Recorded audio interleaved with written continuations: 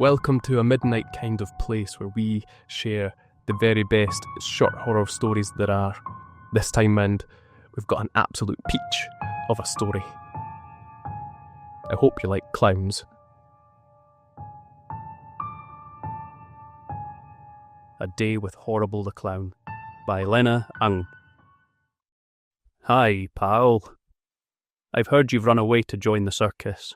Aren't you lucky you've got a day with your favourite circus performer, Horrible the Clown? Come spend a day behind the scenes to learn all about clowning. You will get to see the insanity that goes on behind the makeup. If you follow my lead, you'll be a success. I've done so well for myself. I can freelance on the side. I've built a nice big house deep in the backwoods. Not everyone can appreciate a clown for a neighbour. Last house I had in town was burnt to the ground. I can take a hint. First, it's time to wake up. Nothing like getting hit in the face by an oversized rubber hammer. Boing! Oh, that hurts. Funny, eh? You laugh when I'm injured. That's okay. It's funny to see others get hurt, at least until they start vomiting blood. Now it's time for exercises like stretches. Gotta keep limber for all the mischief in store. Left arm, left leg, right leg, pull and twist, bend and bounce. Stretch your arm in a stabbing motion, move your body in a clubbing motion. Now for some cardio. Jump rope, shadow boxing, butt kicks. We need to be fit in case we get run out of town. Next is getting ready. First, I choose the wig. I like to pick the colour based on my mood. Red is for angry, orange for stabby, green is for jealous, blue is for short of breath, etc. Easy to remember, right? Once the wig is stapled to your head, it's time for makeup. It's okay to apply a fresh coat of paint over the cracked layer from yesterday. Like rings on a tree, more layers mean another day alive. Get the brush, dip it into the lead-free paint, and slowly move it down the side of a cheek, letting it drip down the neck. White paint stands for the innocence of youth. Paint on a red nose and round red cheeks in honour for the master we serve. Brightly coloured costumes to hide the filth. If the teeth look dull, I give them a thorough sharpening before I leave the house. Next, a hearty breakfast. Can't have a good day without a good breakfast.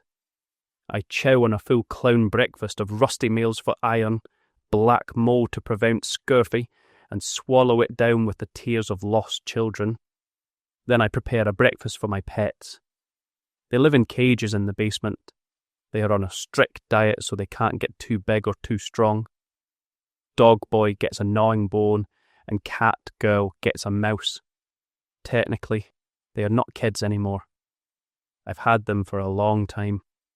They've been housebroken and trained to behave so they don't scream as much, just whimper once in a while. To make them feel better, I tell them their parents are coming to rescue them. When they don't, to ease their disappointment, I tell them their parents couldn't make it because I ate them. It's such a funny joke. That's how I gather their tears for my breakfast. I go through my agenda for the month's jobs to see if I need to pick up any supplies. Balloons to make animal figures, aruga, arrows with steel tips. Don't want to be accused of being an amateur.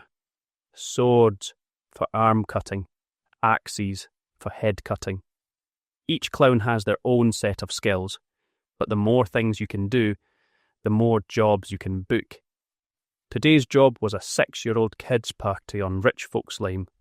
They wanted a pony, a bunny, and a couple of turtles. I made some balloon piranhas and grizzly bears. The kids had a great time seeing their parents mauled. Can never tell with those balloon animals. They're wild and unpredictable. One time, I thought the shark was going to behave. Don't know why I thought that. Spoiler, it didn't. The pony reared up and stampeded over the toddlers. The bunny bit the mom on the bum. The fire-breathing turtles burned down the shed. To escape, they dug a big hole. One kid fell in and they're still looking for him. It's funny to see people getting hurt. Clown magic is a bit on the crazy side. It only wants to get laughs. There is no right or wrong. The floppy shoes trip the old ladies. The honking squeezy thing gives people surprise heart attacks. The plastic flowers shoot acid. Hope you weren't too attached to your eyes. I like to juggle grenades. Why not? Danger is the fun of it. I've only blown up a couple of faces. Skipping with pythons is also a great act. I told them the snakes weren't real, but they stopped believing me after one swallowed the rabbit. I squeezed the python to regurgitate it back up, but the rabbit wasn't the same. I had to ditch that party early and hide in the storm drain.